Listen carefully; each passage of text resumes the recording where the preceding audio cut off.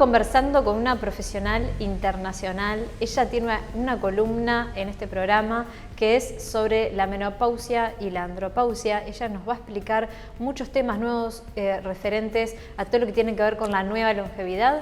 Vamos a escuchar todo lo que Miriam De Paoli tiene para contarnos.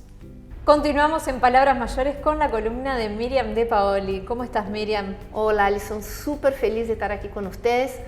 Hoy, ¿no? Ustedes que nos vieron la semana pasada, estamos con Fernando, con Alison, trayendo esta temática que la verdad no sabemos cómo agradecer al programa que nos haya sumado, ¿no? Porque como climaterio y menopausia vienen un poquito antes de quizás la edad plateada. Muchas veces la gente se olvida que es nuestra puerta de entrada para esa longevidad positiva. Es un placer para nosotros tenerlos acá junto a nosotros, que puedan tener esta columna y sobre todo informarle a la audiencia, ¿no? De qué se trata todo esto y por qué tanto las mujeres como los hombres tenemos que estar atentos a los cambios de nuestro cuerpo. Pues tocas acá un tema súper interesante y ya vamos al tema del día porque como ustedes saben, tenemos una gran facilidad de irnos por las ramas. Es el tema de que estamos hablando de nuestras hormonas. Exacto. No estamos hablando solo de edad. Entonces es muy importante, independiente de nuestro género, que entendamos cómo funcionan nuestras hormonas, que son claves para poder entender también cómo vamos a vivir el paso del tiempo. Con la doctora geriatra maravillosa, la doctora Margarita, que tiene una columna en el programa, me imagino que ustedes que nos están viendo la han visto, hablaba, Exacto. por ejemplo, de la hormona melatonina. Exacto. Yo desde mi ignorancia ni sabía que había una hormona que impactaba el sueño. Entonces, entender también el rol de las hormonas en nuestra salud también nos ayudan a ser mucho más informados, hasta para pedir ayuda, para ir a un médico, para mejorar hasta el nivel de la charla que vamos a tener con el profesional que nos ayuda, ¿no? Te pregunto, Miriam, ¿cuándo tanto las mujeres como los hombres, no sé si es en el mismo periodo, o sea, si sea la misma edad o si hay algún cambio ahí numérico, pero ¿cuándo tenemos que empezar a pensar en la menopausia y en la andropausia? Vamos a ver, acá viene el punto para mí más importante de tu pregunta, Alison, y todos los que nos están escuchando, quiero dejar eso muy en claro. Primero que necesitamos generalizar, porque obviamente vamos a hablar acá del 80% de las personas que entran en el periodo del climaterio, que es una etapa, y el día de la menopausia, que es solo un día. Pero ¿de qué estás hablando, Miriam? Miren el primer programa, está disponible en YouTube. Así un spoiler para que nos vayan a ver los que no nos han visto. Muy bien, y vamos a dejar el link de YouTube también para que puedan verlo. Sucede mucho antes de lo que nuestro tabú nos hace creer. Y acá les voy a explicar por qué. Nosotros estamos muy acostumbrados a relacionar menopausia y climaterio con vejez. Pero eso tiene una explicación. Hace 75 años, nosotras teníamos el día de nuestra menopausia alrededor de los 57 y la expectativa de vida era 59. Entonces había una razón de pensar en menopausia, finitud, porque vivíamos muy poquito después del día de la menopausia. Hoy, siglo XXI, el día de nuestra menopausia es alrededor de los 51, 2 más, 2 menos, y vivimos 81, 83. Exacto, y muchas personas llegan más 90, más 100. Mucho más. Entonces estamos hablando que tenemos un tercio de nuestras vidas a partir de ese día. Y acá viene otro llamado de atención. Los primeros síntomas de la etapa empiezan alrededor de los 43, 45 años. ¿Y qué pasa cuando esa mujer, esa persona que nació con úteros y ovarios, algún día vamos a hablar acá de la menopausia trans, esa persona que nació con aparato reproductor femenino, muchas veces a los 43, 45, empieza a tener los primeros síntomas, va al médico y el médico le hace una pregunta: ¿seguís menstruando? Y ella contesta: sí. Te falta mucho para el día de tu menopausia. Es verdad, para el día de tu menopausia. Lo que la medicina anda olvidando de contarnos es que los síntomas empiezan mucho antes. Y que muchas veces una etapa natural, como es la menopausia, pueden transformarse en un problema por la falta de información. Ejemplo muy simple: ¿por qué nace menopausia?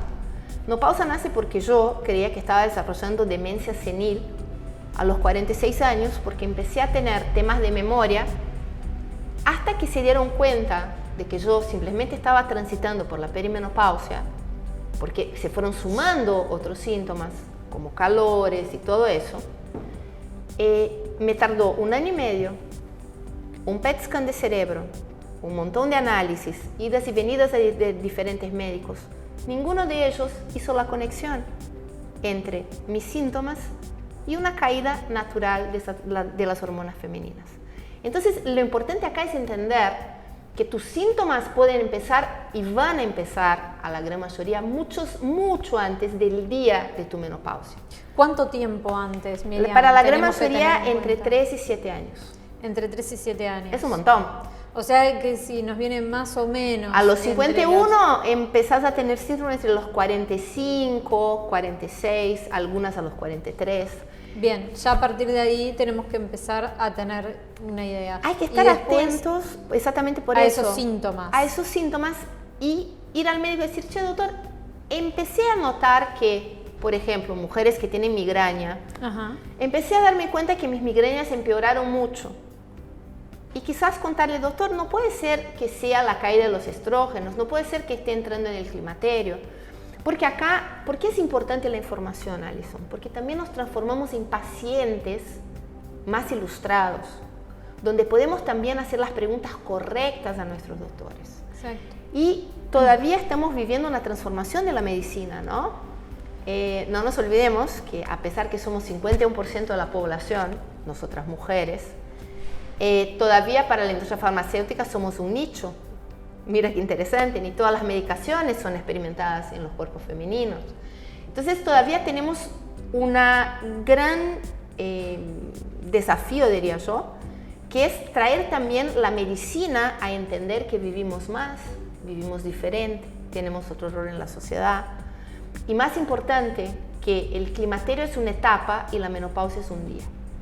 Hoy, acá en el Uruguay, por ejemplo, médicos especializados en climaterio y menopausia, en la organización de menopausia, hay 17. Y hay hoy más de 300.000 mujeres atravesando el climaterio y menopausia. Entonces tenemos un desfasaje entre profesionales especializados en la temática y lo que nos está ocurriendo. Y Miriam, los hombres...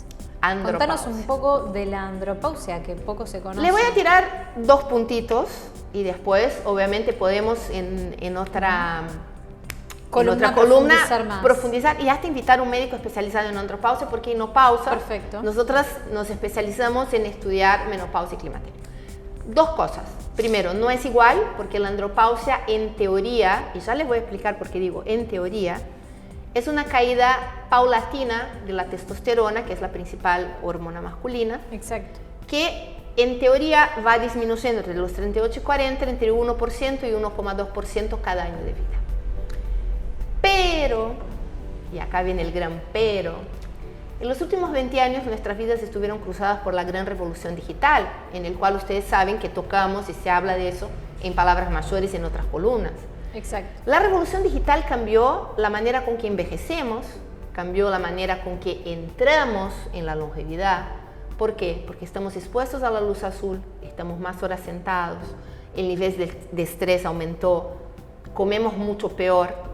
Los últimos estudios mostraron que los varones entre 50 y 60 años están teniendo picos de caída de testosterona muy similares a los picos de caída de los estrógenos de nosotras en la menopausia. Entonces, ahora los nuevos protocolos ya piden que los médicos que atienden a esos varones, frente a signos y síntomas como extremada fatiga, cambios drásticos en toda la esfera sexual, ojo, tomar el Viagra soluciona la parte mecánica, pero no toda la esfera de la libido. Atención, por eso es importante hablar con el médico. Todo lo que tiene que ver con la parte cognitiva, olvidos, temas de memoria, hablen con su médico, porque quizás con un buen análisis hormonal se van a dar cuenta de que necesitan nivelar un poco la testosterona. Pero eso acá, como siempre decimos en menopausia, no es una receta de shampoo, no es un maquillaje. Lo que sirve para mí seguramente no va a servir para Alison en la edad de su climaterio y menopausia. Lo que me sirve para mí no sirve para mi vecina. Por eso es importante que tengamos la información para poder ir a los profesionales médicos y de la salud que sí nos van a indicar el mejor camino para que esa etapa no interfiera en nuestra calidad de vida. Contanos, Miriam, ¿de qué se van a tratar las otras columnas que vamos a estar escuchando? Uy. ¿Cuáles son los temas? Van a estar calientes porque vamos a tratar de menopausia y trabajo, sí, menopausia y sexualidad, menopausia y aumento de peso, y sí, yo sé que ustedes que están escuchando digan, y la pancita de los 40. Menopausia y fertilidad, eso es una cosa sumamente importante. Menopausia y embarazo no deseado, y dejo de spoilear, porque donde ustedes menos pueden creer, vamos a encontrar conexiones entre esa etapa y las cosas que suceden en nuestro día a día. Bueno, Miriam, muchas gracias por estar hoy con nosotros. La verdad que es un placer escucharte y tenerte en las columnas. No, la verdad, muchísimas gracias a ustedes y no se olviden, @nopausaig en Instagram y en nuestro Facebook No Pausa y nuestras columnas en Palabras Mayores.